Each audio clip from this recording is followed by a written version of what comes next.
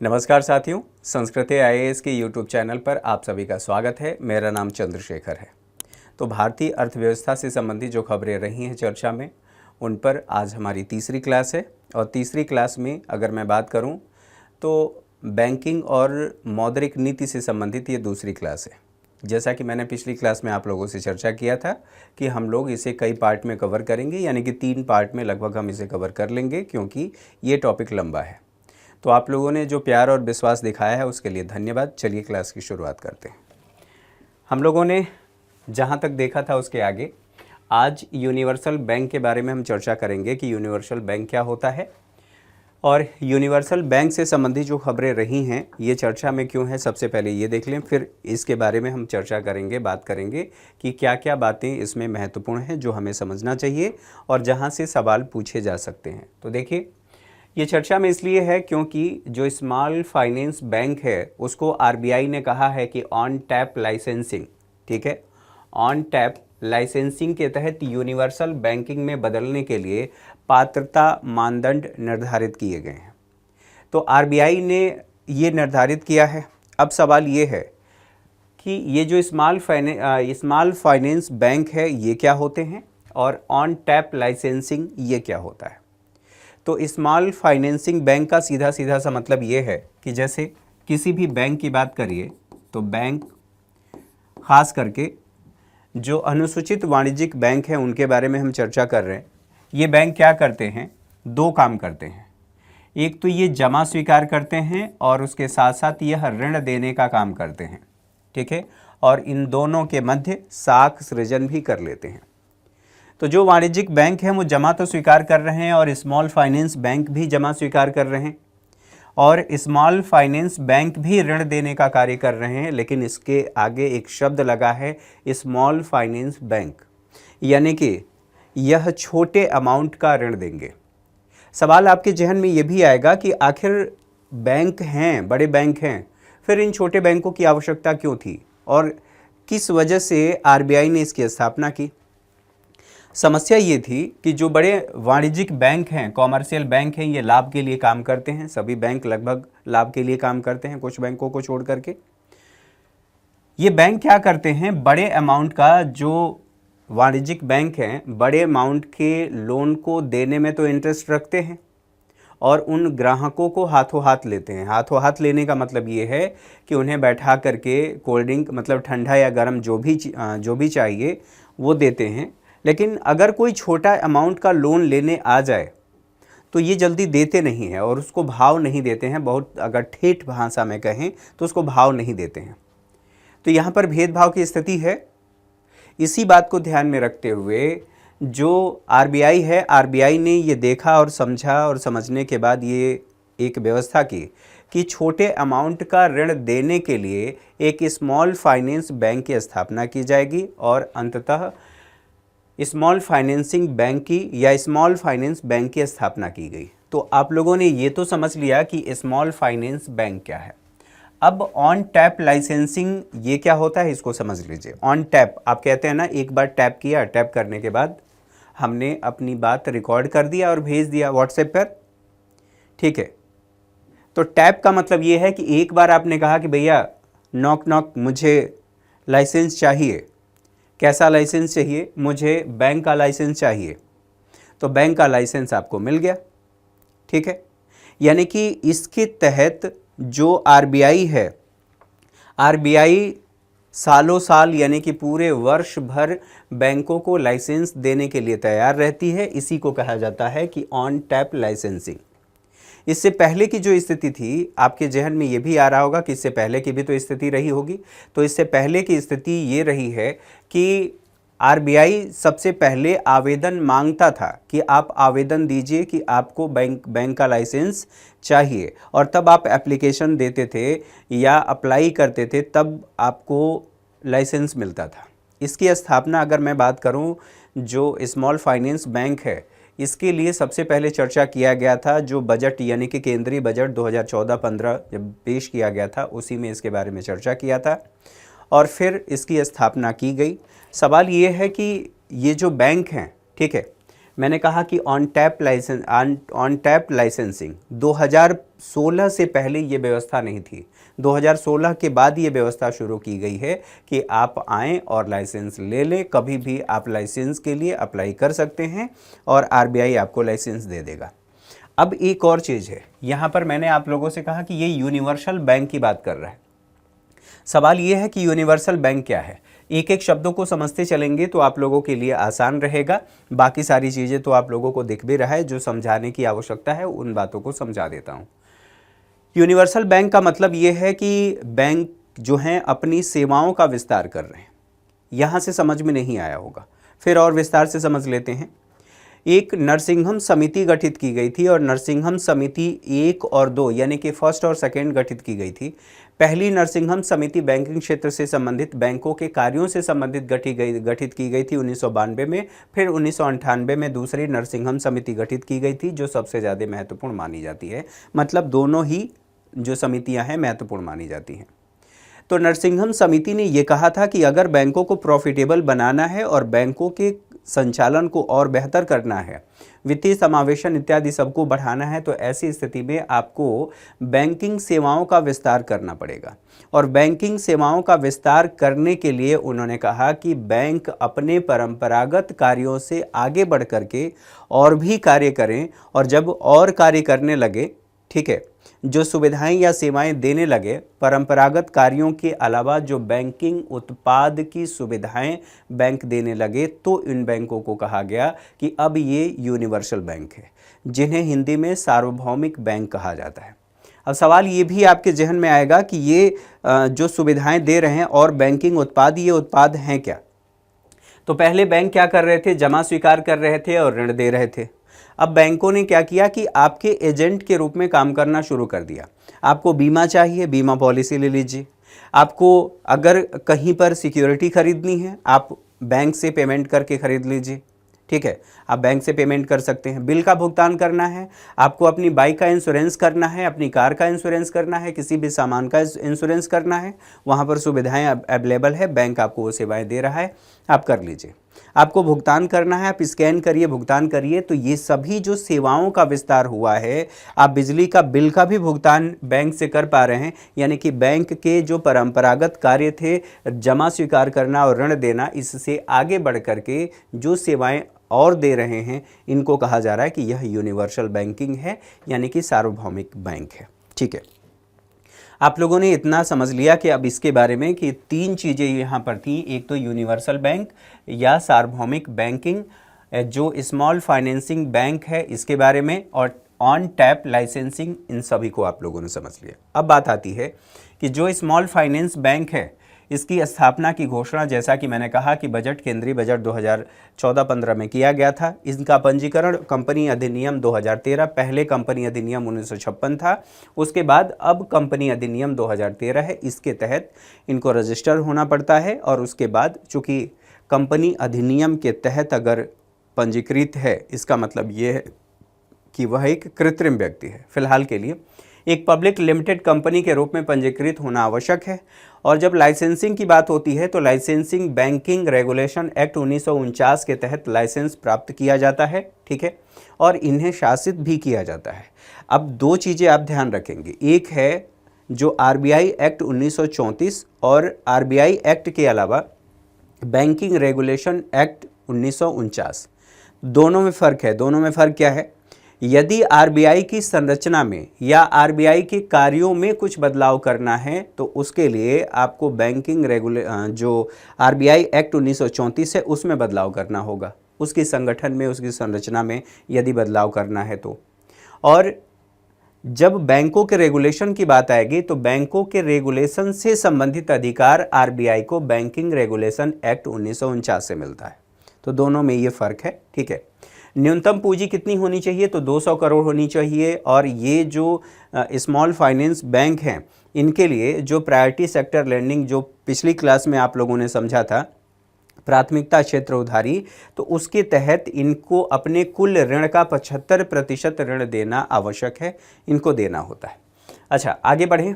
Small finance bank की जो वर्तमान स्थिति है, ग्राहकों को ये सीमित सेवाएं देते हैं और सीमित सेवाएं देते हैं, तो इसलिए इनकी सेवाओं का विस्तार करने के लिए आरबीआई ने कहा है। देखिए कार्य क्या है, ऐसे क्षेत्रों में नगद जमा स्वीकार करने या उन्हें ऋण देने की बुनियादी सेवाएं देना जहां पर बैंकिंग सेवाओं की बहुत ही कम पहुंच है। रिमोट एरियाज़ की बात कर लीजिए, ग्रामीण क्षेत्र की बात कर लीजिए, दूर दराज के क्षेत्र जहां पर सामान्य वाणिज्यिक बैंक नहीं पहुंच पाते हैं और पहुंचना भी नहीं चाहते, क्योंकि उनको उतनी प्रॉफिट उन क्षेत्रों में नहीं हो पाती। स्वाभाविक सी बात है कि इससे हमारे देश में वित्तीय समावेशन कम होगा और बैंकों की साख सृजन क्षमता भी कम होगी। आप ऐसे कह सकते हैं कि बैंकों में जब लिक्विडिटी नहीं आएगी तो बैंक भी अर्थव्यवस्था के अन्य क्षेत्रों को ऋण नहीं दे पाएंगे। चलिए, तो स्मॉल फाइनेंसिंग बैंक को यूनिवर्सल बैंक बनाने हेतु पात्रता की बात करें तो नेट इनका जो न्यूनतम नेट वर्थ है कितना होना चाहिए, 1,000 करोड़ रुपए होना चाहिए। अनुसूचित बैंक होना चाहिए, ठीक है, और अनुसूचित बैंक होने के साथ साथ कम से कम 5 वर्षों के संतोषजनक प्रदर्शन का भी ट्रैक रिकॉर्ड होना चाहिए, तब ऐसा हो सकता है। अच्छा, इन बातों को समझने के बाद वित्तीय स्थिति क्या होनी चाहिए, तो लाभप्रदता का मतलब ये है कि विगत 2 वित्तीय वर्षों में, फाइनेंशियल ईयर में इन्होंने निवल लाभ दर्ज किया हो।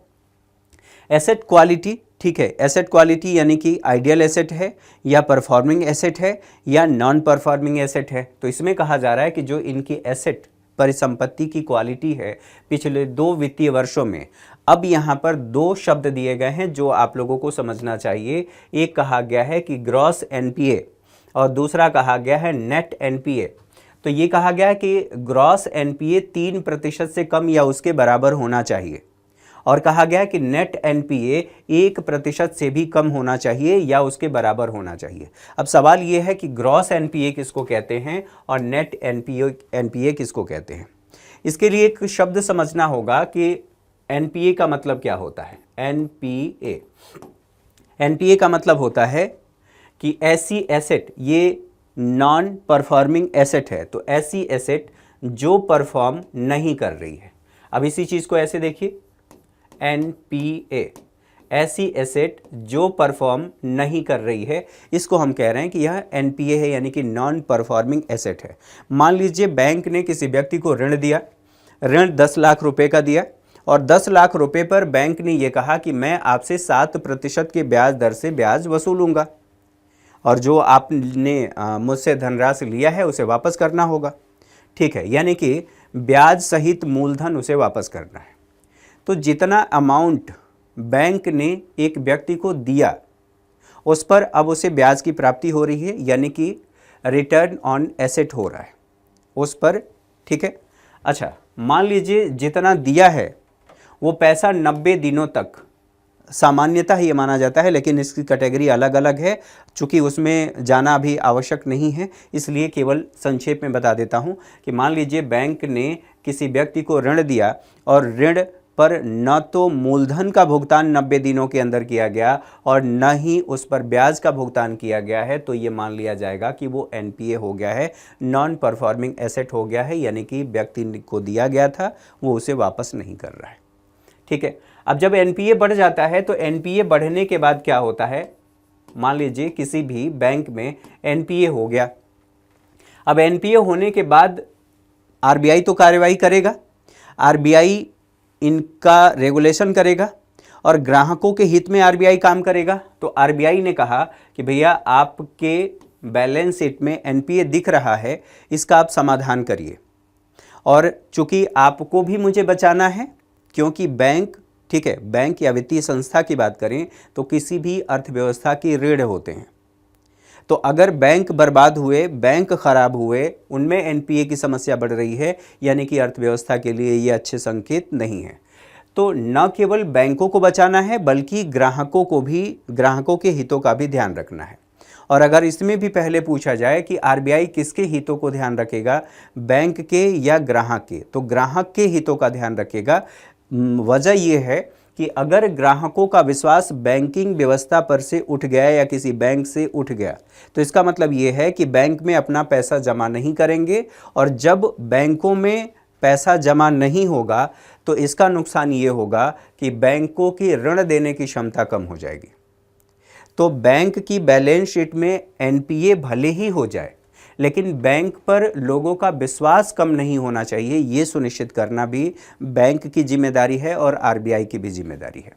तो अब क्या किया, आरबीआई ने कहा कि आपका एनपीए बढ़ गया है, तो एक होता है प्रोविजनिंग की राशि। आरबीआई ये कहता है कि भैया प्रोविजनिंग की राशि बढ़ा दीजिए, तो जिस मात्रा में आपके पास एनपीए की समस्या है उसी मात्रा में प्रोविजनिंग की राशि अपनी, ठीक है, अपनी जो एसेट है उसका कुछ प्रतिशत आप प्रोविजनिंग के रूप में आप रखेंगे। तो प्रोविजनिंग बढ़ा दिया। कब बढ़ाया, जब एनपीए है। तो बताइए, एक बैंक ऐसा है जिसमें एनपीए की समस्या नहीं है, तो वहाँ पर एनपीए जो प्रोविजनिंग की राशि है वो जीरो होगी, और एक बैंक में एनपीए की समस्या ज़्यादा है तो वहाँ पर एनपीए जो प्रोविजनिंग की राशि है वो ज़्यादा होगी। अब क्या हुआ, यहाँ पर हमें समझना है जो ग्रॉस एनपीए है और नेट एनपीए। तो जो ग्रॉस एनपीए है, ग्रॉस एनपीए, ठीक है, कुल एनपीए की बात हो रही है, तो सकल भी कह सकते हैं। तो कुल एनपीए जो है, इसमें से अगर हम प्रोविजनिंग की राशि, जो प्रोविजनिंग की राशि है इसको माइनस कर देंगे, तो प्रोविजनिंग की राशि को माइनस करने के बाद जो निकल करके आएगा उसको हम कहेंगे कि यह नेट एनपीए है। ठीक है, सॉरी, नेट एनपीए। क्लियर है? यानी कि ग्रॉस एनपीए में से, ग्रॉस को मैंने मान लिया कि कितना है, 1000 करोड़ रुपए, ये ग्रॉस एनपीए है। अब इसमें से प्रोविजनिंग की राशि के लिए मान लेते हैं 200 करोड़, 200 करोड़ आरबीआई ने कहा कि आप रखिए। तो अब जो इसको माइनस करने के बाद टोटल जो यहाँ पर निकल करके आ रहा है वो कितना आ रहा है, 800 करोड़। 800 करोड़ को हम कहेंगे कि यही नेट एनपीए है। क्लियर है? तो ये बात आप लोगों को समझ में आ गई है। अब इसको देखिए, कहा गया है कि जो इनकी एसेट क्वालिटी है कैसी होनी चाहिए, तो जो ग्रॉस एनपीए है वो 3% से कम या उसके बराबर होना चाहिए, और जो नेट एनपीए है कम से कम उसके 1% के बराबर होना चाहिए। ठीक है, इसके अलावा देखिए और क्या कहा गया है कि जो स्मॉल फाइनेंस बैंक है इनके शेयर्स की जो किसी मान्यता प्राप्त स्टॉक एक्सचेंज, ठीक है, स्टॉक एक्सचेंज में भी सूचीबद्ध होना चाहिए। जो प्रमोटर हैं, प्रमोटर हेतु जो पात्रताएं हैं, यूनिवर्सल बैंक में बदलने की जो अवधि है में नए प्रमोटर्स को शामिल करने या मौजूदा प्रमोटर्स को बदलने की अनुमति नहीं होगी। साथ ही साथ ये भी बताया गया है कि आरबीआई द्वारा पूर्व में मंजूर जो प्रमोटर हैं, यानी कि शेयरधारिता, प्रमोटर शेयरधारिता आवंटन योजना में किसी भी तरह के बदलाव की अनुमति भी इनको नहीं होगी। जो ऋण पोर्टफोलियो है उसमें विविधता वाले जो स्मॉल फाइनेंस बैंक है को यूनिवर्सल बैंक में बदलने के लिए प्राथमिकता भी दी जाएगी। ठीक है, तो इससे संबंधित जितनी बातें थी जो आवश्यक थी उन सभी बातों को हम लोगों ने समझ लिया। एक अगली न्यूज़ है, अगली न्यूज़ देख लेते हैं क्या है। ये क्या कह रहा है, प्राथमिक शहरी सहकारी बैंक। ठीक है, तो यहाँ पर प्राथमिक शहरी सहकारी बैंक दो प्रकार के होते हैं, एक ग्रामीण और दूसरा शहरी। ठीक है, शहरी सहकारी बैंक। तो ये सहकारी बैंक होते कौन से हैं?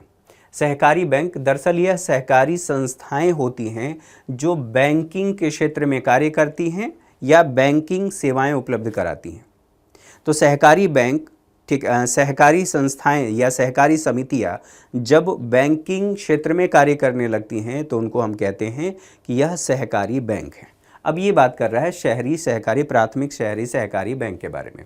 ये चर्चा में क्यों रहा है? तो यहाँ पर अर्बन कोऑपरेटिव बैंक के संदर्भ में आरबीआई ने अर्बन कोऑपरेटिव बैंक्स के लिए प्रॉम्प्ट करेक्टिव एक्शन, जिसे पीसीए कहा जाता है, हिंदी में बात करें तो इसे त्वरित कार्यवाही कहा जाता है। अब आप लोगों को कल की क्लास अगर याद हो तो मैंने मौद्रिक नीति के बारे में बताया था, और मौद्रिक नीति की चर्चा करते समय मैंने आप लोगों से कहा था एक गुणात्मक, ठीक है, एक मात्रात्मक, एक गुणात्मक, और गुणात्मक को ही कहा था चयनात्मक। चयनात्मक में मैंने आपसे कहा था कि एक प्रॉम्प्ट करेक्टिव एक्शन भी। ठीक है, ये सारी चीज़ें आप लोगों को कल की क्लास में जो मैंने फ्लो चार्ट दिखाया था उसमें दिखा दिया था, उसके बारे में विस्तार से चर्चा नहीं किया था। अब यहाँ पर पीसीए के बारे में बात हो रही है। तो पीसीए ये कहा गया है कि पीसीए फ्रेमवर्क जारी किया है किसके लिए? अर्बन कोऑपरेटिव बैंक के लिए। ठीक है, अब सवाल ये है कि जो ये प्रॉम्प्ट करेक्टिव एक्शन है ये क्या होता है और ये कब और किस उद्देश्य के लिए लगाया जाता है किसी बैंक पर? तो पहली बात, जो अर्बन कोऑपरेटिव बैंक है, पीसीए फ्रेमवर्क की मुख्य विशेषताएं क्या हैं उनको समझ लें, फिर इसके बारे में विस्तार से समझेंगे। उद्देश्य क्या है? वित्तीय संकट को दूर करना और अधिक सटीकता और लचीलेपन के साथ इनको कार्य करने की सुविधाएं प्रदान करना। कार्यान्वयन की बात करें तो फ्रेमवर्क मौजूदा जो पर्यवेक्षी कार्यवाही फ्रेमवर्क है इसका स्थान लेगा। अब लागू की बात करें तो कब? 1 अप्रैल 2025 से ये लागू होगा। टीयर 2, टीयर 3, टीयर 4 श्रेणी के जो अर्बन कोऑपरेटिव बैंक हैं उस पर लागू होगा, लेकिन लागू नहीं होगा ऑल इंक्लूसिव डायरेक्शंस में रखे गए जो अर्बन कोऑपरेटिव बैंक हैं उन पर लागू नहीं होगा। अब प्रॉम्प्ट करेक्टिव एक्शन का मतलब क्या है? त्वरित कार्यवाही का मतलब क्या है? जैसे मान लीजिए किसी बैंक में एनपीए की समस्या हो गई, बैलेंस शीट में गड़बड़ी दिखाई दे रही है। ऐसी स्थिति में आरबीआई ने उनको संकेत किया कि आप अपने परिचालन को सुधारिए, अपनी बैलेंस शीट को सही करिए, फिर भी वो बैंक सुधर नहीं रहा है। मान लीजिए किसी बच्चे को आपने समझाया कि ये काम मत करो, फिर भी वो काम एक बार समझाया गया, 2 बार समझाया गया, अगर नहीं मानता है तो हो सकता है कि कुछ लोग उसको थप्पड़ लगा दें। ठीक है, बहुत लोग कहते अलग हैं और करते अलग हैं। फिलहाल के लिए आपने थप्पड़ लगा दिया, ये क्या है? त्वरित कार्यवाही, यानी कि तुरंत वहाँ पर कुटाई हो गई। अब समझ में आ जाएगा कि नहीं भैया ये काम नहीं करना था। बैंकों के संदर्भ में भी यही है। आरबीआई क्या करता है कि जब ऐसी स्थिति आ जाती है कि बैंक की वित्तीय स्थिति खराब है और बैंक में कोई जोखिम उत्पन्न हो सकता है, तो जोखिम को रोकने के लिए, किसी बड़े संकट को रोकने के लिए पहले ही कार्रवाई करता है। इसी को कहा जाता है यानी कि यह तुरंत यानी त्वरित कार्यवाही है। बैंक का परिचालन आरबीआई अपने हाथ में ले लेता है और न केवल परिचालन अपने हाथ में ले लेता है, इसके साथ साथ कई उन पर रिस्ट्रिक्शंस भी लगा देता है। और कौन कौन से रिस्ट्रिक्शंस लगा देता है? तो प्रॉम्प्ट करेक्टिव एक्शन के संदर्भ में जब हम बात कर रहे हैं तो जोखिम से सुरक्षा हेतु ऐसा किया जाता है। और मैंने आप लोगों से पहले ही कहा कि ग्राहकों की सुरक्षा प्राथमिक उद्देश्य है, तो ग्राहकों की सुरक्षा सुनिश्चित करना भी, क्योंकि बैंक यदि बर्बाद होगा तो लोगों के पैसे भी उसमें डूब जाएंगे और डूब जाएंगे तो डूबने नहीं देना है। इसके लिए आरबीआई ने उसको उसकी वित्तीय स्थिति और ज़्यादा खराब होने से पहले उस पर तुरंत कार्यवाही कर दिया और कार्यवाही करके जो उसका परिचालन है अपने हाथ में ले लिया। परिचालन हाथ में लिया, लेकिन उस बैंक को कई सारी गतिविधियां नहीं करने दी जाती हैं। तो कौन कौन सी गतिविधियां हैं? मान लीजिए कि जो साख सृजन है, बैंक क्या करता है? जमा और ऋण देने के बीच में साख सृजन करता है। ठीक है, और साख सृजन जो कर रहा है ये कैसे कर रहा है पहले इसको समझ लीजिए। ये बैंक है, ठीक है, इसने क्या किया? एक व्यक्ति से, ए नामक व्यक्ति है, ठीक है, ए नामक व्यक्ति है, इसका जमा स्वीकार किया। मान लेते हैं इसका 10 लाख रुपए बैंक में जमा हुआ। ये बी नामक व्यक्ति है, इसको ऋण चाहिए। ये बी नामक व्यक्ति है, इसको कोई उद्यम स्थापित करना है, इसको ऋण चाहिए। तो इसके पैसे को, चूंकि ये क्या है? ये फिक्स डिपॉजिट है, तो इस पैसे को बैंक ने उठा करके, ठीक है, यहाँ पर इस व्यक्ति को दे दिया। और इस व्यक्ति से, अभी केवल काल्पनिक है, समझाने के लिए इतना बता रहा हूँ, पूरा ही नहीं दे देगा, लेकिन समझाने के लिए, तो इस व्यक्ति को दे दिया। और इस व्यक्ति को जब दिया तो बताइए, इस व्यक्ति की एसेट है बैंक में और बैंक के लिए ये लायबिलिटी है। और फिर बैंक ने इस लायबिलिटी से एसेट क्रिएट कर लिया, इनको दिया, इनको कहा कि मैं आपको 7% ब्याज दूंगा यदि आप मेरे पास जमा करेंगे तो। और इनको जो ऋण दिया है इनसे कहा कि मैं आपसे 9% ब्याज लूंगा।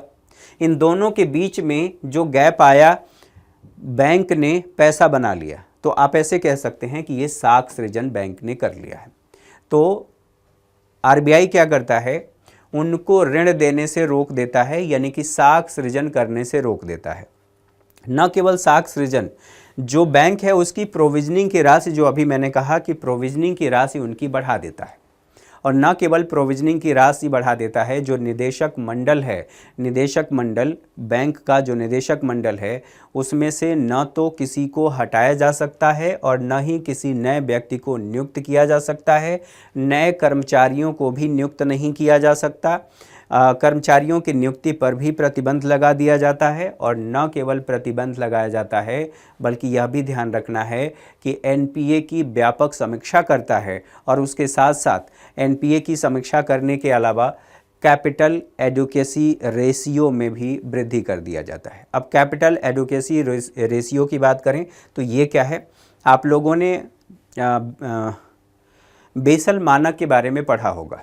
अगर बेसल मानक याद हो तो वहाँ पर ये चीज़ें पढ़ाई गई होंगी। अगर आपने क्लास किया है, संस्कृति से क्लास किया है तो, या कहीं भी आपने किया होगा तो ये बेसिक चीज़ें ये बताया जाता है।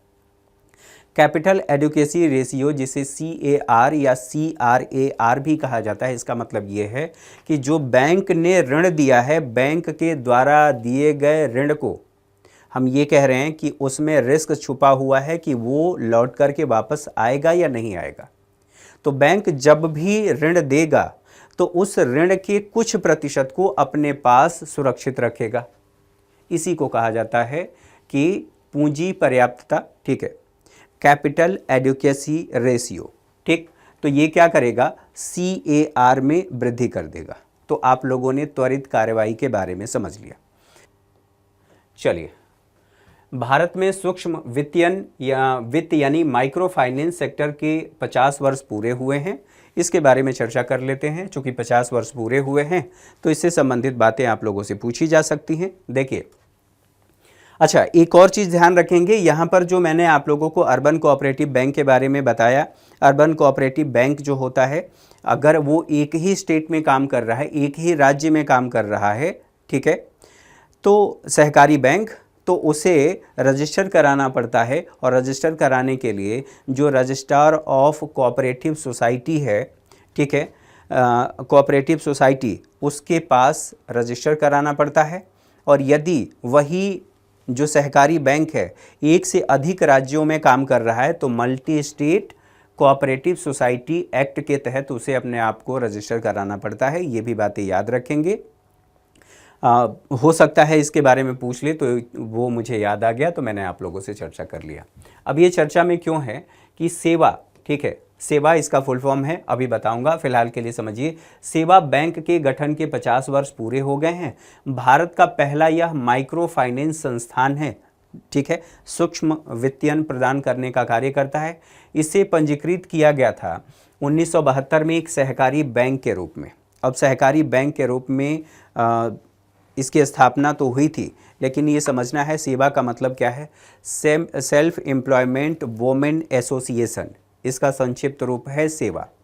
तो भारत का यह पहला माइक्रो फाइनेंस संस्थान तो है, लेकिन इससे पहले एक और चीज़ आप लोगों को समझना है कि बांग्लादेश के, ठीक है, जो मोहम्मद यूनुस खान हैं, मोहम्मद यूनुस लगातार इस समय चर्चा में है, उनके बारे में आप लोग जानते ही हैं। तो हो सकता है कि इसके 50 वर्ष पूरे हुए हैं तो उनको इसी कार्य के लिए, ठीक है, माइक्रो फाइनेंस के क्षेत्र में जो उन्होंने कार्य किया था उनको नोबेल प्राइज़ दिया गया था। तो इन दोनों को कोरिलेट करके आपसे पूछा जा सकता है। चूँकि इसके 50 वर्ष पूरे हुए हैं और 50 वर्ष पूरे होने के साथ साथ अभी लगातार वो चर्चा में हैं। और ये भी कहा जा रहा है कि चूँकि उन्हें नोबेल पुरस्कार मिला था, अमेरिका के वो पिछलग्गू हैं, ठीक है, और जो शेख हसीना वहाँ की पूर्व प्रधानमंत्री थी, उनके जो स्टेटमेंट हैं कि हम अगर अंग्रेज़ों की बात को मान लिए होते तो हम सत्ता में बने रहते, यानी कि वो शेख हसीना सत्ता में बनी रहती। तो इससे कोरिलेट करके चीज़ें आपसे पूछा जा सकता है, उनकी सफलता असफलता के बारे में पूछा जा सकता है और इसके बारे में यहाँ से तो पूछा ही जा सकता है। तो दोनों को कोरिलेट करके पूछा जा सकता है। जो माइक्रो फाइनेंस है, इसकी डेफिनेशन भी समझना आवश्यक है कि माइक्रो फाइनेंस का मतलब क्या है। देखिए, औपचारिक बैंकिंग सेवा तक पहुंच से जो वंचित लोग हैं, औपचारिक बैंकिंग सेवाएं किसी वर्ग विशेष को या किसी दूर दराज के क्षेत्र को या वंचित वर्गों को नहीं मिल पा रहा है, वहां पर यह कम राशि वाले जो ऋण जैसे वित्तीय सेवाएं प्रदान कर रहे हैं, इनको कहा जा रहा है कि यह माइक्रो फाइनेंस है, ठीक है। लेकिन आरबीआई भी डेफिनेशन देता है और आरबीआई का ये कहना है कि जो निम्न आय वाले व्यक्ति हैं जिनकी इनकम 3 लाख से कम वार्षिक है, यानी परिवार की वार्षिक आय की बात हो रही है, परिवार की वार्षिक आय यानी परिवार के व्यक्तियों की वार्षिक आय 3 लाख रुपए से कम है, ऐसे, ठीक है, ऐसे व्यक्तियों को दिए गए सभी जमानत मुक्त, जैसे मान लीजिए कोई भी आप ऋण लेते हैं तो उसे आपको उसके बदले में कोई ऋण का आधार देना होता है, जिसे ऋण आधार कहा जाता है।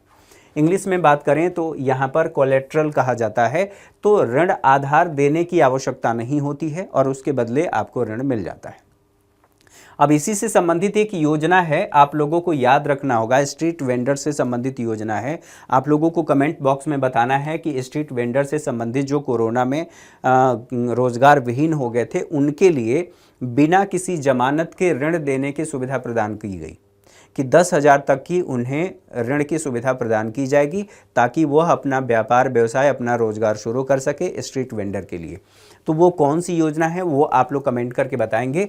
ये उसी से संबंधित है, चूंकि कोलेट्रल फ्री वो भी है और ये भी है, तो जोड़ करके पूछा जा सकता है। फिलहाल जमानत मुक्त कोलेट्रल फ्री ऋण माइक्रो फाइनेंस ऋण है। इस पर ऋण पर ब्याज की दर की बात करें तो जो वाणिज्यिक बैंक हैं, वाणिज्यिक बैंक की तुलना में यहाँ ब्याज अधिक होता है। मोहम्मद यूनुस के संबंध में मैंने चर्चा किया, 1976 में जो बांग्लादेश में ग्रामीण बैंक की स्थापना किया था, इसके लिए उन्हें नोबेल पुरस्कार भी मिला था, ठीक है। विनियामक संस्था की बात करें तो इसका विनियमन कौन करता है? आरबीआई करता है।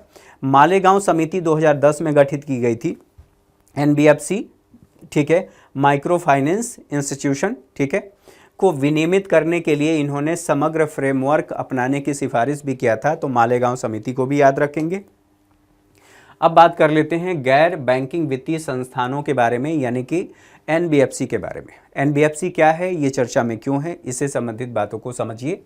आरबीआई ने 4 एनबीएफसी यानी कि 4 नॉन बैंकिंग फाइनेंशियल कंपनीज द्वारा ऋण देने पर प्रतिबंध लगा दिया है कि अब ये जो एनबीएफसी हैं वो ऋण की सुविधा नहीं दे पाएंगे।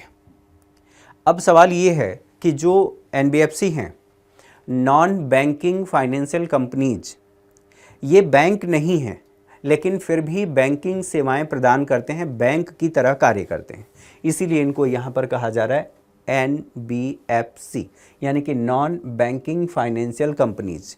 अब चूंकि ये कंपनी है तो कंपनी अधिनियम 2013 के तहत ये रजिस्टर होंगे। रजिस्टर होने के साथ साथ यहाँ पर देखिए, उससे पहले की बात करें और कुछ और चीज़ों की चर्चा कर लेते हैं, कुछ और तथ्यों की, फिर इस पर आएंगे। आरबीआई ने ये कहा है कि आरबीआई एक्ट 1934 की धारा जो 45L है, उसके तहत जो आरबीआई को शक्तियां प्राप्त हैं, उन्हीं शक्तियों का प्रयोग करके आरबीआई ने ऐसा किया है, यानी कि निर्देश जारी किया है कि भैया अब आप रहने दो, अब आप ऋण नहीं दोगे। लेकिन कोई ऐसी समस्या तो हुई होगी। समस्या क्या हुई है? तो पहले एनबीएफसी के बारे में बात कर लेते हैं। तो कंपनी अधिनियम 1956 जो पहले था और फिर संशोधन करके 2013 का कंपनी अधिनियम है, इसके तहत ये पंजीकृत होते हैं।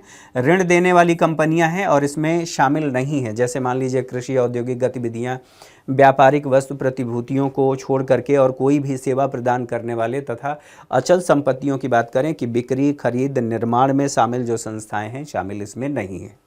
इसके अलावा और ये क्या बताया गया है कि विनियमन अलग अलग क्षेत्रों के लिए, विनियमन का मतलब क्या है, इनका रेगुलेशन कैसे होता है। तो अलग अलग एनबीएफसी हैं, अलग अलग क्षेत्रों के लिए ऋण प्रदान करते हैं और चूंकि ये अलग अलग क्षेत्रों में कार्य करते हैं तो उस क्षेत्र के नियामक हैं, विनियामक हैं। जैसे इरडा के बारे में आप लोगों ने सुना होगा। तो इरडा और उस क्षेत्र में जितने भी एनबीएफसी काम कर रहे होंगे तो उनका रेगुलेशन इरडा के द्वारा किया जा रहा होगा। उसी संदर्भ में यहाँ पर देखिए कि वर्ष 2019 से विनियमन आरबीआई द्वारा पूर्व में राष्ट्रीय आवास बैंक के द्वारा किया जा रहा था, आवास वित्त बैंक कंपनियों के द्वारा विनियमन किया जा रहा था। अब इनका विनियमन कौन कर रहा है? आरबीआई कर रहा है, 2019 से कर रहा है। सेबी के बारे में आप लोगों ने पढ़ा है। सेबी की बात करें तो सेबी द्वारा विनियमित अगर मर्चेंट बैंकर है, वेंचर कैपिटल की बात करें, वेंचर कैपिटल कंपनी फंड है, fund company, stock exchange, stock broker, sub broker, अगर इस क्षेत्र में अगर कोई एनबीएफसी काम कर रहा है तो सेबी के द्वारा उसका रेगुलेशन होगा। तो कहीं पर भी ये मत आप टिक कर देना कि सभी जो एनबीएफसी हैं उनका रेगुलेशन एकमात्र आरबीआई के द्वारा किया जाता है, ठीक है। उस क्षेत्र के विनियामक के द्वारा भी किया जाता है और आरबीआई के द्वारा भी किया जाता है। चूंकि बैंकिंग सेवाएं प्रदान कर रहे हैं तो स्वाभाविक सी बात है कि आरबीआई के द्वारा विनियमन किया जाएगा, आंशिक रूप से ही सही। ठीक है। बीमा विनियामक और विकास प्राधिकरण की बात करें तो बीमा कंपनियों का विनियमन किया जाता है। राज्य सरकारें जो चिट फंड कंपनियां हैं उनका विनियमन करती हैं। कॉरपोरेट कार्य मंत्रालय निधि कंपनियों का विनियमन करती हैं। तो आप लोगों ने ये समझ लिया कि इनका जो विनियमन किया जाता है अलग अलग तरीके से, अलग अलग जो क्षेत्र विशेष में ये काम कर रहे हैं, जिस क्षेत्र विशेष में काम कर रहे हैं उस क्षेत्र विशेष के जो विनियामक हैं इनका नियमन कर रहे हैं। अच्छा, इसके साथ ही एनबीएफसी के प्रकार की बात करें तो दो तरह की एनबीएफसी होती हैं। एक को हम कहते हैं कि एनबीएफसी डी, यानी कि डी का मतलब है डिपॉजिट, जो जमा स्वीकार करती हैं। ठीक है। लेकिन डिमांड डिपॉजिट स्वीकार नहीं करती हैं, मांग जमा स्वीकार नहीं करती हैं, टाइम डिपॉजिट स्वीकार करती हैं, यानी कि जनता से। ठीक है। अच्छा, और क्या कहा जा रहा है? एनबीएफसी एनडी यानी कि नॉन डिपॉजिट, यानी कि ये जनता से जमा स्वीकार नहीं करते हैं। क्लियर है। अब बात ये भी आएगी कि जो ये एनबीएफसी हैं, एनबीएफसी और कौन कौन से कार्य करते हैं।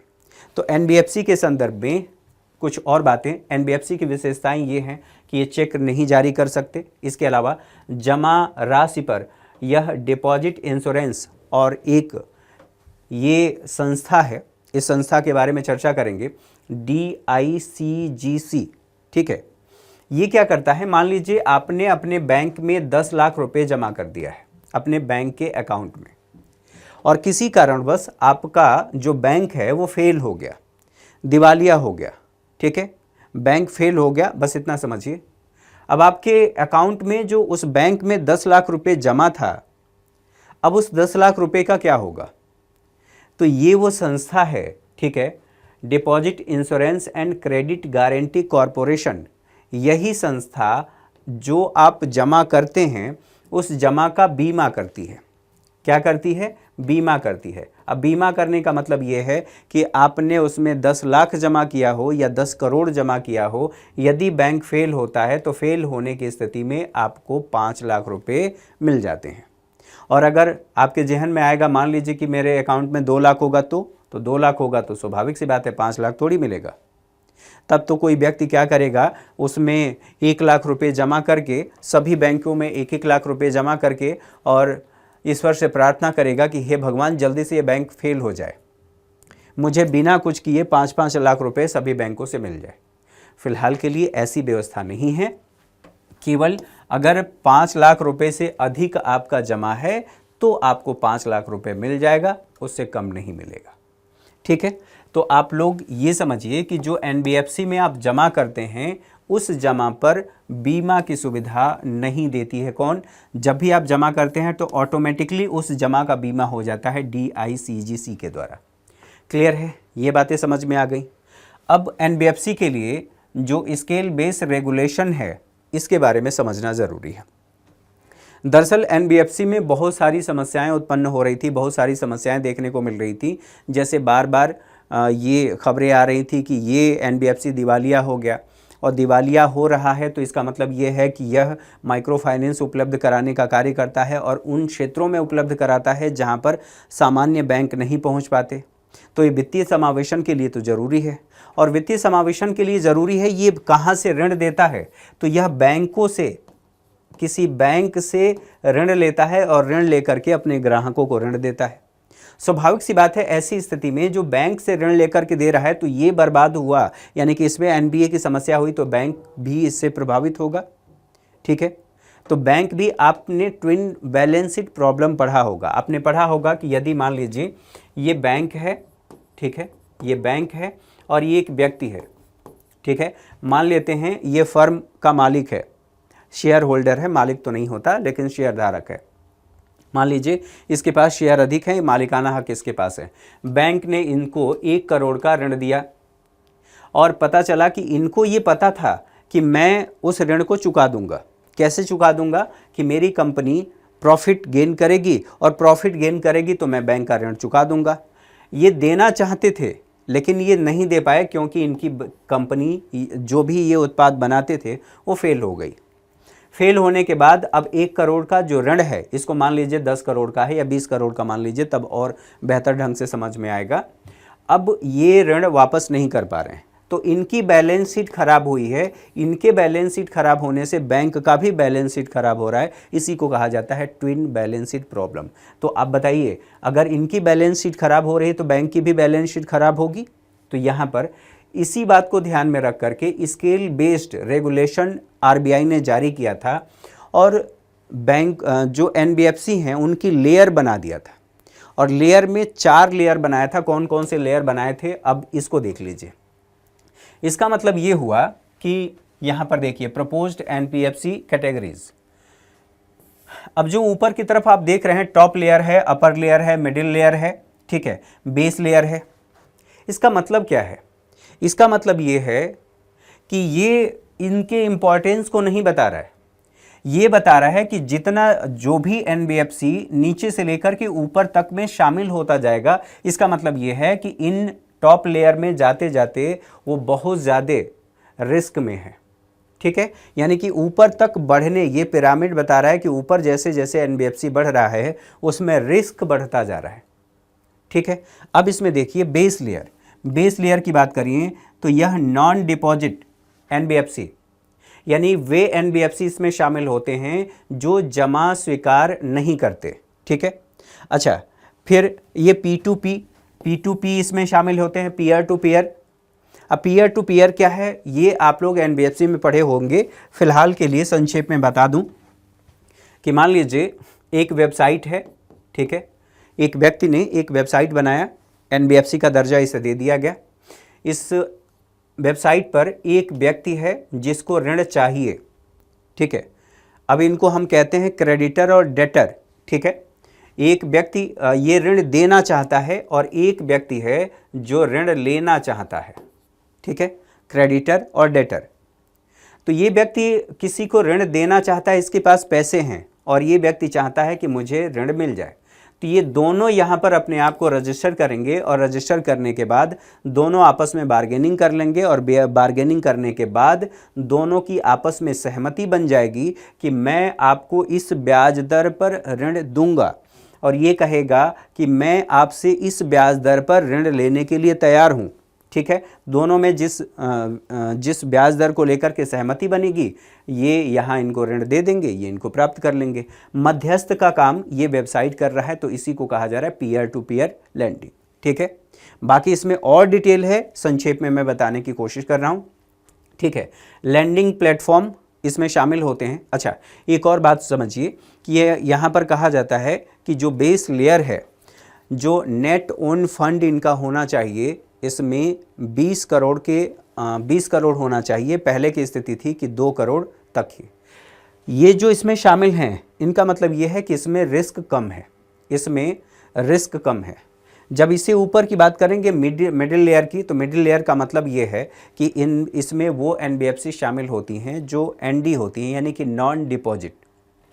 अभी हम लोगों ने एनबीएफसी के 2 प्रकार के बारे में चर्चा किया, एक एनबीएफसी डी है और एक एनबीएफसी एनडी है। तो नॉन डिपॉजिट वाली एनबीएफसी इसमें शामिल होती है, और यह सिस्टमेटिकली इम्पॉर्टेंट, ठीक है।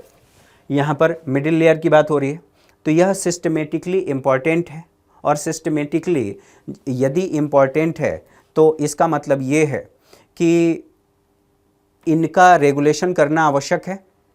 अब सिस्टमेटिकली इम्पॉर्टेंट का मतलब ये है कि जो पूरे सिस्टम के लिए, पूरी अर्थव्यवस्था के लिए महत्वपूर्ण है। अगर ये खराब हो रहे हैं, अगर ये दिवालिया हो रहे हैं या ये फेल हो रहे हैं, तो अर्थव्यवस्था पर भी प्रभाव पड़ेगा। तो आरबीआई सिस्टमेटिकली इम्पॉर्टेंट बैंक की सूची जारी करता है, ठीक है। तो जैसे कि आप एचडीएफसी की बात कर लीजिए और एसबीआई की बात कर लीजिए, आरबीआई बताता है कि इनका जो इनका जो मार्केट का साइज़ है, एसेट साइज़ है, ये बहुत बड़ा है, बैलेंस शीट इनका बड़ा है, ठीक है, और अर्थव्यवस्था में इनकी भूमिका, आप ऐसे कह सकते हैं कस्टमर का दायरा भी इनका बड़ा है, इसलिए सिस्टमेटिकली इम्पॉर्टेंट है। तो यहाँ पर कहा जा रहा है डिपॉजिट टेकिंग, ठीक है, जो इंफ्रा के क्षेत्र में ये सभी जो एनबीएफसी हैं, जो काम करने वाले हैं, ये सब कुछ इसमें शामिल होते हैं, सिस्टमेटिकली इम्पॉर्टेंट, ठीक है। इसके अलावा हाउसिंग जो फाइनेंस बैंक हैं, ये भी इसमें शामिल होते हैं, और इनका जो बेस लेयर है, ठीक है, बेस लेयर की अपेक्षा यहाँ पर चूँकि सिस्टमिकली इम्पॉर्टेंट हैं, तो बेस लेयर यहाँ पर रेगुलेशन कम है और यहाँ पर रेगुलेशन आरबीआई के द्वारा अधिक किया जाएगा क्योंकि यह महत्वपूर्ण है। ठीक है, अपर लेयर की बात करें तो अपर लेयर ये सिस्टमिकली इम्पॉर्टेंट है। ठीक है, और सिस्टमिकली इम्पॉर्टेंट है इसका मतलब ये है कि वे एनबीएफसी इसमें शामिल होंगे जो निश्चित मानदंडों का पालन करेंगे और इन पर आरबीआई निगरानी रखेगी क्योंकि ये महत्वपूर्ण है, सिस्टमिकली इम्पॉर्टेंट है, ये महत्वपूर्ण है। अच्छा, एक और बात ध्यान रखेंगे, मानदंड का निर्धारण समय समय पर कौन करेगा? तो चूंकि मानदंडों का पालन करना है और आरबीआई रेगुलेशन कर रहा है, तो आरबीआई समय समय पर मानदंडों का निर्धारण करेगा और इनका नियमन, चूंकि ये महत्वपूर्ण है, इसलिए जो अनुसूचित वाणिज्यिक बैंक हैं उन्हीं के समान इनका नियमन किया जाएगा। तो जैसे जैसे ये लेयर बढ़ रहा है, इसका मतलब ये है कि एनबीएफसी में जो रिस्क है, रिस्क भी बढ़ रहा है। जो टॉप लेयर है, टॉप लेयर में अभी तक कोई एनबीएफसी हमारे देश का शामिल नहीं है। अगर टॉप लेयर में पहुंच गया तो इसका मतलब ये है कि मामला बहुत ज़्यादा गंभीर है। तो ये आरबीआई ने एक व्यवस्था बनाया है। मैंने आप लोगों से पहले ही कहा कि scale based regulation framework RBI ने बनाया है, एनबीएफसी के लिए बनाया है। तो जो समस्याएं एनबीएफसी में देखने को मिल रही थी, इन्हीं समस्याओं के समाधान के लिए ऐसा किया गया था। ठीक है, तो आप लोगों ने ये समझ लिया। अब ये भी ध्यान रखेंगे कि यदि टॉप लेयर के संदर्भ में जोखिम लगातार बढ़ता जाए तो वैसी स्थिति में आरबीआई उस एनबीएफसी को टॉप लेयर में शामिल कर देगा। चलिए आगे बढ़ें। अब बात कर लेते हैं विलफुल डिफॉल्टर की। विलफुल, ठीक है, विल आप समझते हैं ना? ठीक, तो विलफुल डिफॉल्टर का मतलब क्या है? एक व्यक्ति ऐसा है जो जानबूझकर के डिफ़ॉल्ट हो रहा है, अपने आप को डिफ़ॉल्टर घोषित कर रहा है कि अब उसने क्या किया, उसने बैंक से ऋण लिया और बैंक से ऋण लेने के बाद उसने देने से इनकार कर दिया। दरअसल वो ऐसा बाद में नहीं कर रहा है, उसने पहले से ये डिसाइड कर रखा है कि मैं ऋण चुकाने में सक्षम तो हूँ, लेकिन मैं ये ऋण चुकाऊंगा नहीं। और इसको स्पष्ट करता हूँ, उसने ऋण इस उद्देश्य से ही लिया है कि मुझे चुकाना नहीं है, उसको कहेंगे विलफुल डिफ़ॉल्टर। उसने अपने आप को डिफ़ॉल्टर घोषित कर दिया कि जो करना है कर लो, मैं नहीं दे पाऊंगा।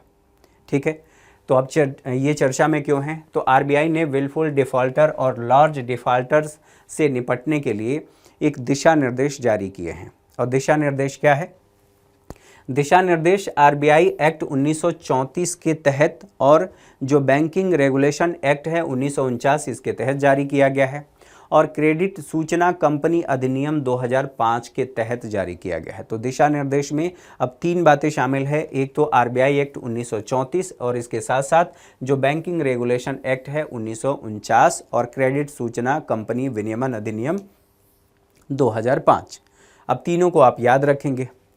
अब इससे संबंधित और बातें समझ लेते हैं। मुख्य दिशा निर्देश क्या है? तो ये कहा गया है कि जो विलफुल डिफ़ॉल्टर हैं, विलफुल डिफ़ॉल्टर घोषित किया जा सकता है। किसको? यदि 25 लाख और उससे अधिक का बकाया ऋण राशि वाले व्यक्ति हैं, उनको विलफुल डिफ़ॉल्टर घोषित किया जा सकता है। अगली बात ये कहा गया कि विलफुल डिफ़ॉल्ट निम्नलिखित में से कोई एक या अधिक संभावनाओं को दर्शाता है। ये संभावनाएं कौन कौन सी हैं? तो ऋण का पुनर्भुगतान की क्षमता होने के बावजूद, जैसा मैंने कहा कि मेरे पास क्षमता है कि मैंने बैंक से ऋण लिया है, उसका मैं चुका दूंगा, लेकिन मैं जानबूझकर के मुझे चुकाना नहीं है इसलिए मैं नहीं चुकाना चाहता, मुझे चुकाना नहीं है इसलिए मैं नहीं चुकाऊंगा। यानी कि यह क्या कह रहा है कि ऋण पुनर्भुगतान की क्षमता होने के बावजूद भी वह पुनर्भुगतान नहीं कर रहा है। अगली बात, किसी अन्य संस्था के नाम पर ऋण ले लिया, किसी दूसरी संस्था के नाम पर ऋण ले लिया और उस ऋण को किसी अन्य संस्था में लगा दिया। ठीक है, जिस उद्देश्य के लिए ऋण लिया गया था उस उद्देश्य को पूरा नहीं किया गया, बल्कि उसे किसी अन्य उद्देश्य में खर्च कर देना। अगला ये कहा गया है कि ऋणाधार अचल या चल संपत्ति, चल और अचल संपत्ति। तो बताइए, अगर मेरे पास एक कार है, ठीक है, मान लेते हैं थोड़ी देर के लिए, वो अचल संपत्ति नहीं है। ठीक, अगर मेरा मकान है तो वह अचल संपत्ति है। तो उसी के संदर्भ में कहा जा रहा है कि ऋणाधार यानी कि जो आपने ऋण के लिए आधार दिया है उसे ऋणाधार कहा जा रहा है। कल के सेशन में मैंने आप लोगों से चर्चा किया था कि अगर आपने अपने ज़मीन का कागज़ बैंक को दिया है तो उसे सिक्योरिटी कहा जा रहा है, और बैंक यदि आप ऋण चुकाने में असमर्थ होते हैं तो उस सिक्योरिटी को यानी आपके ज़मीन के कागज़ से आपके ज़मीन को नीलाम करके अपने द्वारा दी गई धनराशि को वसूल सकता है। ठीक है, तो यहाँ पर अचल या चल संपत्तियों को बेच दिया गया हो या उनका निपटान कर दिया गया हो। और कह रहा है कर्जदार या कंपनी में अपनी इक्विटी शेयर बेचकर प्राप्त राशि को उसी कंपनी में निवेश कर सकता था, लेकिन अगर निवेश कर देता तो जिससे कर्ज कम हो सके, पर ऐसा उसने नहीं किया।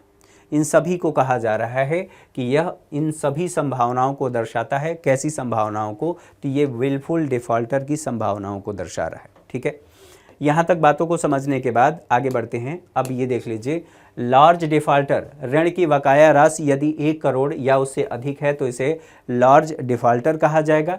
ऐसे व्यक्ति पर मुकदमा दायर किया जा सकता है और जो बैंक अकाउंट है डाउटफुल या लॉस एसेट के रूप में वर्गीकृत किया जा सकता है।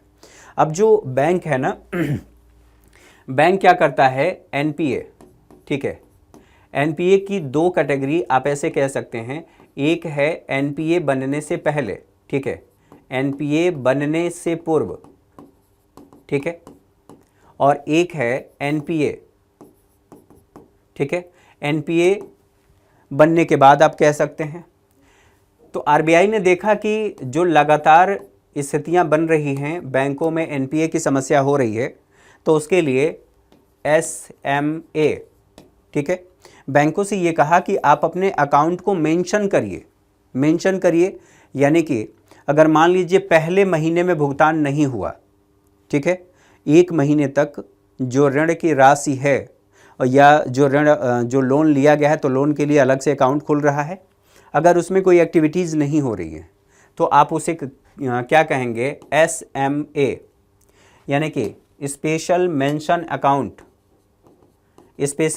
अकाउंट 0। और फिर आगे चल करके उसी के हिसाब से, यानी कि ये 30 दिन तक होगा और 30 दिन के बाद ये क्या हो जाएगा? एसएमए, स्पेशल मेंशन अकाउंट, ठीक है, 01 या 1 कह लीजिए। तो ये 60 दिन, 30 से लेकर के 60, और फिर यहाँ पर जब आएगा तो ये एसएमए ये क्या होगा? 2। इसका मतलब ये है कि अब 60 से लेकर के या 61 से, मान लीजिए 61 से लेकर के 90 दिन तक, और अगर 90 दिन तक, जैसा कि थोड़ी देर पहले मैंने कहा कि 90 दिन तक यदि दिए गए ऋण पर न तो उसके मूलधन का भुगतान किया जा रहा है और न ही ब्याज का भुगतान किया जा रहा है, तो उसे कहा जाएगा कि यह एनपीए हो गया है। तो ये 90 दिन हो गए, यानी कि 90 दिन हो गया, 90 दिन के बाद अब ये एनपीए हो जाएगा। तो अब इसी को आगे चल करके आरबीआई क्या करता है? आरबीआई ने जो बताया, और बैंक जो अपने अकाउंट को मेंशन करते हैं, ठीक है, सब स्टैंडर्ड, ठीक है, एसेट, फिर उसके बाद उसी को डाउटफुल एसेट और फिर लॉस एसेट घोषित कर देते हैं। तो लास्ट में यहाँ पर लॉस एसेट होता है। ठीक है, अब सभी को बताना संभव नहीं है क्योंकि लेंथ वीडियो की बहुत ज़्यादा लंबी हो जाएगी। केवल आप लोगों को बताना था, मेंशन करना था, मेंशन कर दिया। बाकी इसे एक बार ज़रूर पढ़ लें क्योंकि ये चर्चा में है तो यहाँ से पूछा जा सकता है। अब ये क्या कह रहा है कि बैंक अकाउंट डाउटफुल एसेट, सब स्टैंडर्ड एसेट पहला होगा, सब स्टैंडर्ड एसेट, और उसके बाद फिर डाउटफुल एसेट, फिर लॉस एसेट। तो ये कह रहा है डाउटफुल एसेट या लॉस एसेट के रूप में वर्गीकृत कर दिया जाएगा। विलफुल डिफ़ॉल्टर की जो पहचान है उसके संदर्भ में क्या कहा गया है कि विलफुल डिफ़ॉल्टर के साक्ष्य की जांच हेतु कर्जदाताओं को आइडेंटिफिकेशन कमेटी का गठन करना होगा जिसके माध्यम से उनकी पहचान की जा सके। ठीक है, तो इससे संबंधित जो बातें थीं, जो आवश्यक था, वो हम लोगों ने समझ लिया। अब बात कर लेते हैं, ठीक है, अगले न्यूज़ की। House hold saving rate. अब ये क्या है, क्यों चर्चा में है? तो चर्चा में इसलिए है कि आरबीआई में एक गवर्नर होते हैं और एक डेप्यूटी गवर्नर होते हैं। तो जो डिप्टी गवर्नर है आरबीआई के, उन्होंने क्या कहा है, आरबीआई के अनुसार आने वाले दशकों में जो हाउस होल्ड सेविंग्स हैं वह अर्थव्यवस्था के लिए शीर्ष निवल ऋणदाता बन सकती हैं। तो हाउस होल्ड एक होता है, आप कहते हैं हाउस होल्ड, और एक होता है फर्म। ठीक है, हाउस होल्ड का मतलब ये परिवार, वो जो आप परिवार घर में देखते हैं, कहते हैं कि ये मेरा परिवार है, वो वाला परिवार नहीं है। हाउस होल्ड इकोनॉमी में एक अलग टर्म है जिसको कहा जाता है, ये श्रम के स्वामी होते हैं फिलहाल के लिए। हाउस होल्ड जो बचत कर रहे हैं उसके संदर्भ में ये कहा जा रहा है कि ये आगे चल करके अर्थव्यवस्था में निवल ऋणदाता बन सकते हैं या बनी रहेंगी। ठीक है, बन सकते हैं नहीं, बनी रहेंगी कहा गया है। अब हाउस होल्ड सेविंग की जो श्रेणियां हैं उसके संदर्भ में बात कर लेते हैं। वित्तीय बचत और दूसरे को कहा गया है भौतिक बचत। तो वित्तीय बचत में इसमें क्या क्या शामिल है? करेंसी क्या है? वित्त है, वित्तीय बचत। इसके अलावा जमा, जीवन बीमा में जो निधि है आदि, ये सब कुछ वित्तीय बचत में शामिल है। इसमें कमी के कारण बैंकिंग क्षेत्र को अर्थव्यवस्था में तरलता मेंटेन करने और ऋण जोखिम प्रबंधन में चुनौतियों का सामना करना पड़ेगा। बताइए, वित्त, जमा, ठीक है, जमा राशि कम होगा, बैंकों की ऋण देने की क्षमता कम होगी, जीवन बीमा यहाँ से भी।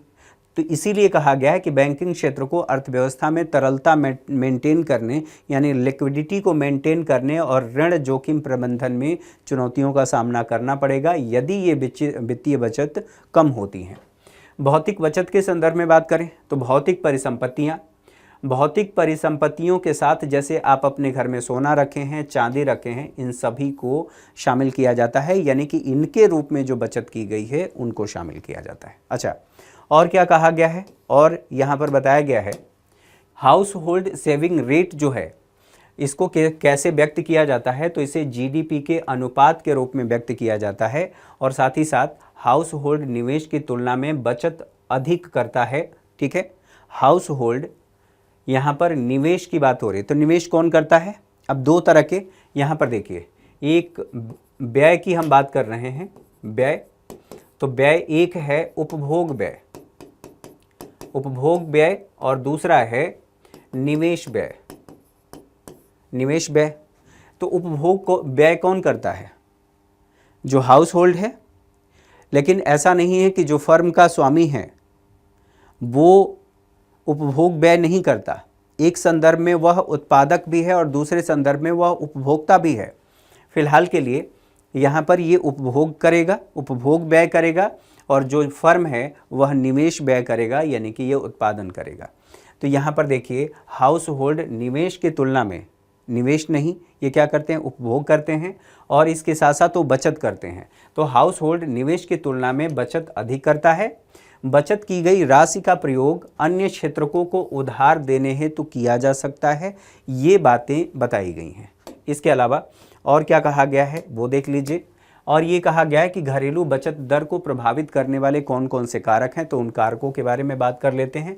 आय का स्तर, प्रयोज्य आय, ठीक है, डिस्पोजेबल इनकम जो होती है, जो आपकी प्रयोज्य आय जिसका आप प्रयोग कर सके, प्रयोज्य आय अधिक होगा तो बचत को यह बढ़ावा देती है। इसके अलावा ब्याज दरें, मान लीजिए बैंक आपको ब्याज दर अधिक दे रहा है, आप यदि बैंक में जमा कर रहे हैं, बैंक ने अपनी जमा पर ब्याज दर की राशि को बढ़ा दिया है, तो ब्याज दर की राशि या ब्याज दरें यदि बढ़ा दिया तो इसका मतलब यह है कि जमा राशि पर उच्च रिटर्न दे करके बचत को बैंक ने प्रोत्साहित कर दिया। ठीक है, तो यहाँ से भी हो सकता है। मुद्रास्फीति की बात करें, अगर इन्फ्लेशन अधिक हो जाए, मुद्रास्फीति अधिक हो जाए, तो उच्च मुद्रास्फीति क्रय शक्ति को कम कर सकती है। ठीक है, और बचत को यह हतोत्साहित करती है। अब आपकी जो लागत है, आपकी जो सेविंग्स हैं, वो वहाँ पर खर्च होने लगेंगी। आर्थिक स्थिरता की बात करें, यदि अस्थायी नौकरी हो, एक व्यक्ति सरकारी नौकरी जो करता है या कोई जिसका जॉब फिक्स हो, उसे पता है कि मेरी जॉब फिक्स है, मुझे कोई हटाने वाला नहीं है, तो वह रिस्क ले सकता है। रिस्क ले सकता है कैसे? वो जमा करेगा, या हो सकता है कि अलग अलग जगहों पर वो डिपॉजिट करे, अपनी सेविंग करे, क्योंकि उसे पता है कि इस महीने की इस तारीख को मेरा वेतन तो आ ही जाएगा। तो अस्थाई नौकरियां जब होंगी तो सतत बचत को ये बढ़ावा देंगी। ठीक है। सामाजिक सुरक्षा कवरेज की बात कर लें। बेहतर कल्याणकारी जो योजनाएं हैं बचत की आवश्यकता को कम कर देती हैं। बेहतर कल्याणकारी योजनाएं, अब मान लीजिए हमारे देश में सरकार क्या कर रही है कि जितने भी एम्प्लॉय हैं उन एम्प्लॉय को उन्हें बीमा दे दिया। कैसा? हेल्थ बीमा दे दिया। ठीक है, हेल्थ बीमा दे दिया, हेल्थ कवरेज हो गया। इसके अलावा पेंशन दे दिया। अब एम्प्लॉय क्या सोचेगा कि भैया मेरे पास हेल्थ का भी है, बीमार होऊंगा तो 10 लाख तक का इलाज फ्री। टर्म इंश्योरेंस अगर ले लिया है तो आगे चल करके मुझे कहीं कोई दिक्कत नहीं होने वाली है। मैं अगर मर भी जाऊंगा तो भी मेरे परिवार को 1 करोड़ 1.5 करोड़ जितने का टर्म इंश्योरेंस लिया है उतना मिल जाएगा। तो यानी परिवार की चिंता करने की आवश्यकता नहीं है। तो वो कहेगा अब जीवन को आराम से जियो, जो भी करना है मौज करो। और वहाँ वो व्यक्ति चार्वाक हो जाएगा, ऋण लेकर के भी घी पीने का काम करेगा। तो बताइए क्या यहाँ पर बचत होंगी? यहाँ पर बचत नहीं, यहाँ पर खर्च होगा, व्यय होगा। कैसा व्यय? उपभोग व्यय होगा। तो इससे संबंधित जितनी बातें थी उन सभी बातों को आप लोगों ने समझ लिया। आज के सेशन में मेरे साथ इतना ही। अगली क्लास में हमारी मुलाकात होगी। तब तक के लिए नमस्कार, ढेर सारी शुभकामनाएं।